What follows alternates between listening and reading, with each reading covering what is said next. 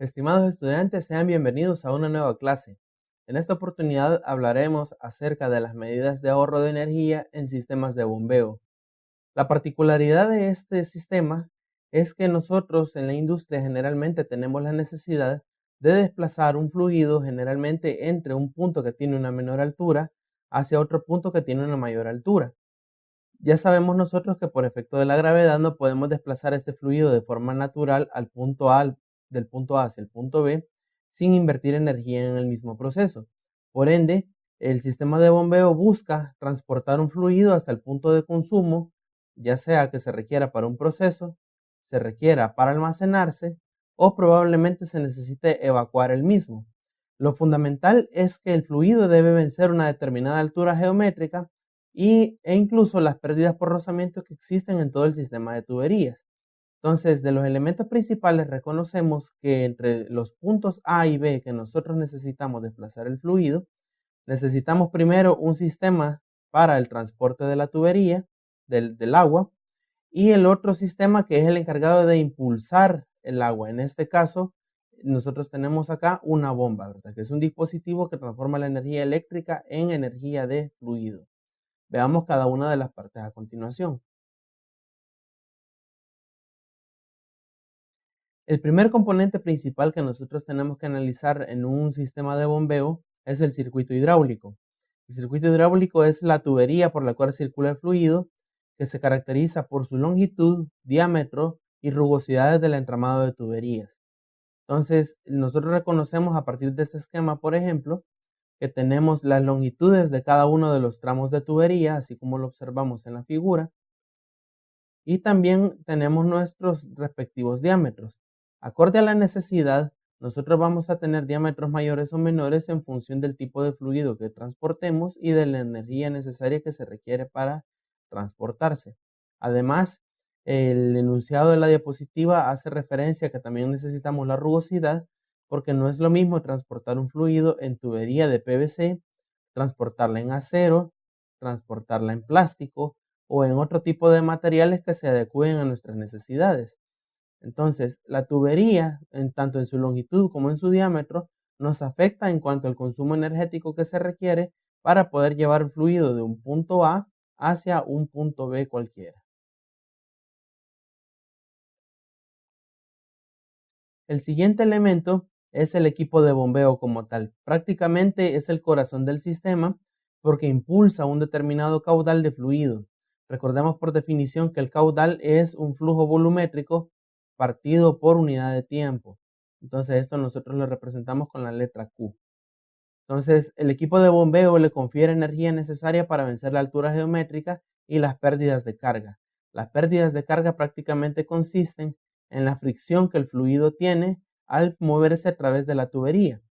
Entonces, a partir del esquema notamos nosotros que el equipo de bombeo prácticamente consiste en un motor que mueve o transforma la energía eléctrica en mecánica y posteriormente tenemos una bomba que consiste tanto en su carcasa como en su impulsor, y el impulsor es movido directamente por el eje del motor. El impulsor es el elemento que se encarga de entregarle la energía mecánica al fluido. Y observamos en una instalación típica que el conjunto motor-bomba prácticamente están siempre de forma conjunta. Incluso en algunos determinados sistemas pueden haber dos o más bombas, tanto en instalaciones en serie como en paralelo.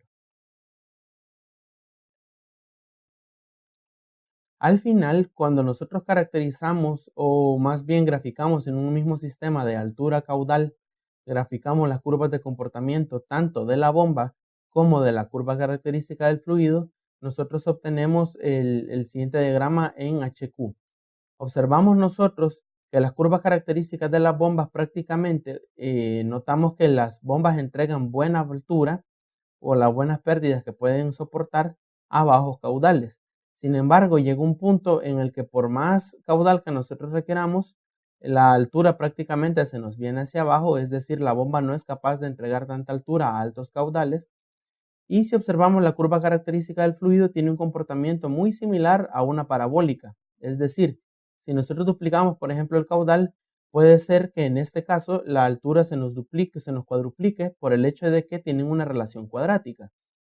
Ahora, estas pérdidas se deben principalmente a la fricción que tiene que vencer el fluido al recorrer las tuberías. A este elemento, de hecho, esta curva puede subir o bajar en función de la altura geométrica que también tenga el sistema. Porque, por ejemplo, si hay una determinada altura que debe vencerse entre un recipiente en A que haya que llevar un fluido hacia un punto B que está más alto, entonces esto provoca que la diferencia de alturas suba la gráfica de la curva característica del circuito y provoque, por ejemplo, que esta diferencia de alturas que nosotros tengamos aquí se corresponda a la diferencia de alturas entre ambos puntos. Por ende, si observamos la curva característica del fluido, se intercepta con la curva característica de la bomba y esto nos da tanto en el eje horizontal el caudal con el que la bomba trabaja y también la altura o la fricción junto con la altura geométrica que la bomba tiene que vencer para llevar el fluido del punto A hacia el punto B.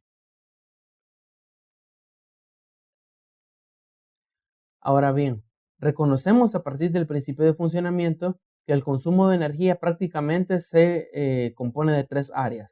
La primera es la energía necesaria para elevar el fluido, es decir, para vencer principalmente la altura geométrica. Es el elemento de hecho más grande en un sistema de tuberías que está bien diseñado. Lo siguiente son las pérdidas en el motor de la bomba. Ya observamos nosotros las características que tienen los motores eléctricos y que dentro de esta pues reconocíamos tres tipos de pérdidas en otra clase, ¿verdad?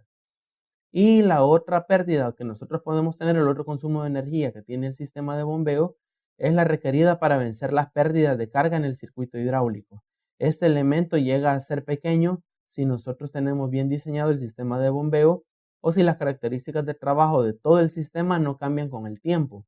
Si es un sistema que, por ejemplo, está sometido a variaciones de demanda, entonces el punto o la energía necesaria para vencer las pérdidas de carga también van a variar.